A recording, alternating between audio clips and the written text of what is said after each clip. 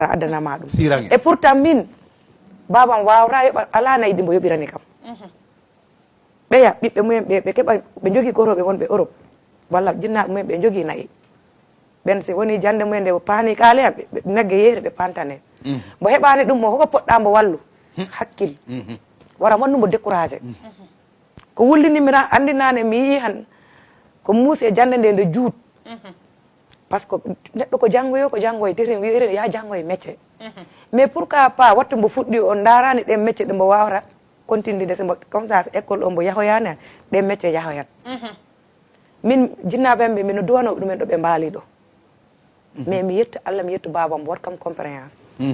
par ce que métier ɗe nattumiɗe ko métier gorko mécanicien he debbo ha i woodi joni de kono kam hewani kono hewani Fuladu ala toon am sikkadi mom o ito voilà hewani Fuladu babam ala koni ko mbo yiranoke kañ arano Dakar nenam artano min babam waɗi déplacé Dakar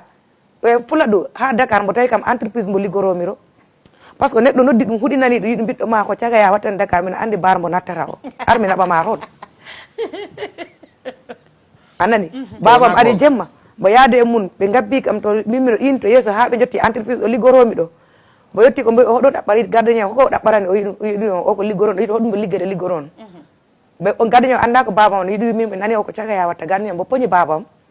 mbo yaltinani mbo caméra mbo yiɗi wanaji machine ngaji sappo e ɗiɗi ko o debbo liggoro ɗum fado min noddamo siko ɓiɗɗo ma wonni hen a heeɓi chance so wona ɓiɗɗo ma han mawɗa halta ɗum a watta haltude ɗum de yo babam ñande yino ɗum nde jaltumi mbimi ƴe oɗo Diagne hono wattani mboyimi o ko baba ma woni mbimi heewi mbimi baba ko addima ga o wattu a haalnani kam ano ara yimi inna ano addaran a darni suudu kono ha joyiya an ka a yeeyani hoorema mbimi baba diplôme mo gaddanmami a hoolaki on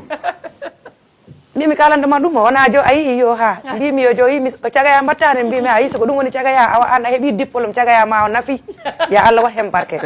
simo wallano kam mi yettotano ko ɗo wallahi selli no waɗino découragé awa jinnaɓe ɓe no mballu ɓiɓɓe mumen ɓe si joom yeehi école mbo heɓani en daare métier saabi Allah ɗe mo nattina mo jangga mo nafoyanima an jinnaɓe ɓe homo nafoya hoore mum min han babam maayi nenam maayi la tampere nde ɓe tampananno kamɓe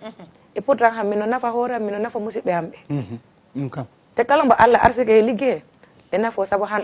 ɗo 20 employé woni minen ñaagui Allah mi keɓa ko ɓuuri ɗum te ko ɓe goni direct indirect o ala mo andi nafoore wallahi ko noon tigui min andi en gudditat téléphone o pour téléspectateur ji daroɓe émission meɗen Banta Fuladu ceerno men o ceerno Yaya debbo meɗen o Dado Mbaalo bon addani hande téléfulɓe international ndiyam ceerno Yaya si filma o ɗi ɗumanidi tan imminan en sachet ndiyam o ko Dado Mbaalo woni tan paquet a yara paquet aji garɗi ɗo ɗi ko téléfulɓe woodi ɗi ko Dado Mbaalo kañ woodi société mbiyeteɗo si clair ndiyam ɗam ko noon ndiyam ɗam wiyete ndiyam ɗam noon min andi téléfulɓe arannin hen émission Banta Fuladu arannin hen en jurnata haala ka bon addani téléfulɓe naɓe ndiyele ɗe ɗin gales ko téléfulɓe naɓe jara société o noon ko kañ woodi ɗum wona Samba woodi wona Demba woodi ko kañ owli waɗi ɗum addi hen musidɓe muɗum ɗinen liggo kono enen gandi en moƴƴinaya hen konngol ngol si Allah jaaɓi par ce que téléfulɓe arannin ɓoyata haalde e ndiyam si clair pour Fuladunaɓe foof ɓe gara ɓe jinga e ɗam wona ɓe dennaboji ɓe wona ɓe peeraji ɓe wona e jahoɓe nin to maggal ɓe kala dal daroɗo émission meɗen Banta Fuladu tan ɗo e ɗe balɗe ɓe kalanteni hono ɓe mbawta rewde e ko hono ɓe mbawta wadde e ko hono ɓe mbawta wiide ha ɓe mbawa yettanade ɗam ndiyam te noon ko ndiyam belɗam de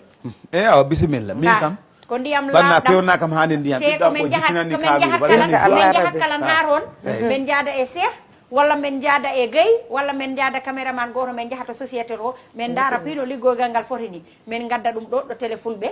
si Allah jaaɓi émission Banta Fuladu garɗo foof holliranamo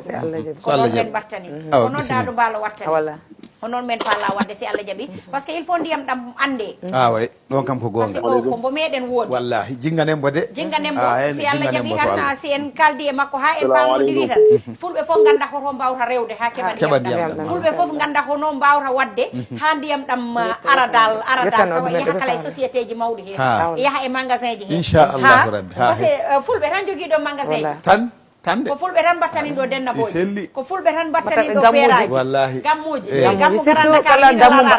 gammu mbaɗo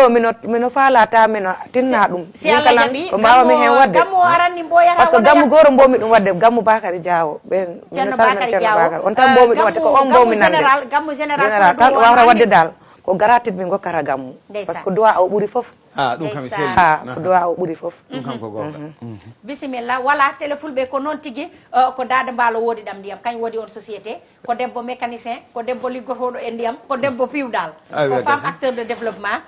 enen beltanomo noon makko kala hande e disponibilité o e tinnare nde tinniɗa nde ano weltana hen tinno noon ko ɓuuri ɓuuri gara e émission meɗen banta Fuladu pour Fuladu naɓe ɓuura wawde andude ndiyam ɗam par ce que aduna o joni kala ko jiiɗa ko andede nde saaɗi sa heɓama hen andede tan a heeɓi lawol inchallah a heeɓi lawol ano weltani ano jaare mbaalo banna gollal ngal yooɗi gollal ngal yooɗi gollal ngal yooɗi aha ya Allah nawruto yeeso amin amin ceerno Yaya ano horara jara sase goto ngo sase ko pakke ona pakke boyo naftani ko jawnga woni sase pakkeraji ɗi ko téléphone naɓe o yettoyro ko ɓe naɓa sase ko jawnga o moɗon mbo invité taw ker mbay fa pakke naɓami ɓatti ker mbay fa bambilor woni galle am wala ayi oɗo lawol ɗum min no gomi mine ɓatti mani allo allo salamu aleykum maaleykum salam jam tan kay bisimilla pullo jam tan ni machallah ko banta Fuladu eyyi ko banta Fuladu ano en direct pullo yewtere nde weeli de wallahi ko onon goodi ɗum mine nodda ɗo Guédiou Way ano nodda Guédiou Way hono mbiteɗa Basirou Bokum Basirou Bokum aha Basira wiyama bisimilla yewtere mon nde waɗi fayida no feewi wallahi hamɓen kaltanin ko debbo e développement e nder leydi muɗum wallahi min beltima no feewi no feewi no feewi aha mi salmini mawɗo gorko ceerno Yaya Noto a salminama ceerno gonɗo ɗon tarama o a salminama a juurama de a salmitama juurama a salminama a juurama ñagama duwaw ceerno yewtere nde waɗi fayida debbo o ko haali ko no woodi de aha koy yewtere nde waɗi fayida no feewi debbo noon no foti liggade so Allah newni ɗum no foti liggade gonga wallahi eyyi andi arsi ko Allah jogui ɗum quoi eyyi o waɗani e gorko waɗani e debbo fof nani hen wallahi wallahi ko gonga eyyi kala ko jiiɗa ko Allah adda ko dillinde sababu tan dal wallahi wallahi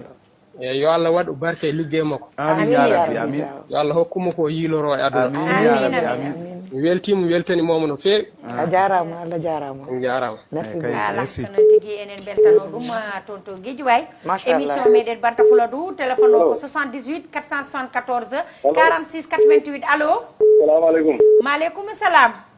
no mbaɗanɗanore jam tan bisimilla Abdourahmane Sow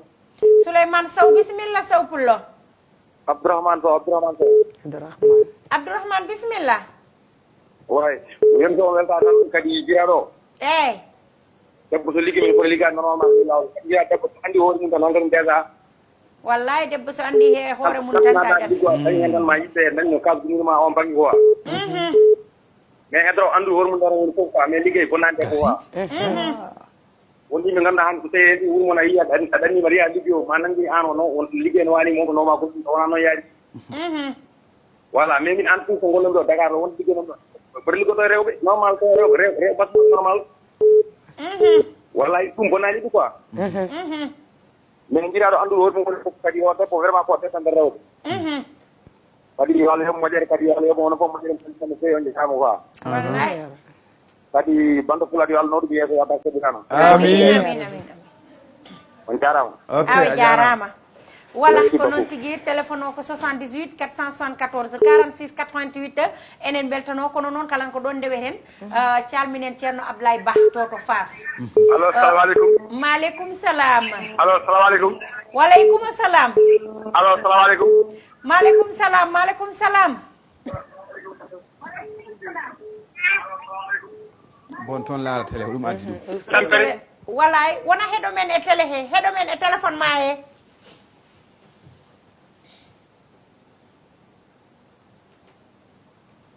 allo voilà ko noon tigi salamu aleykum maaleykum salam ceerno Yaya salminama mbaɗɗa ar selli Boubacar Balle ceerno Boubacar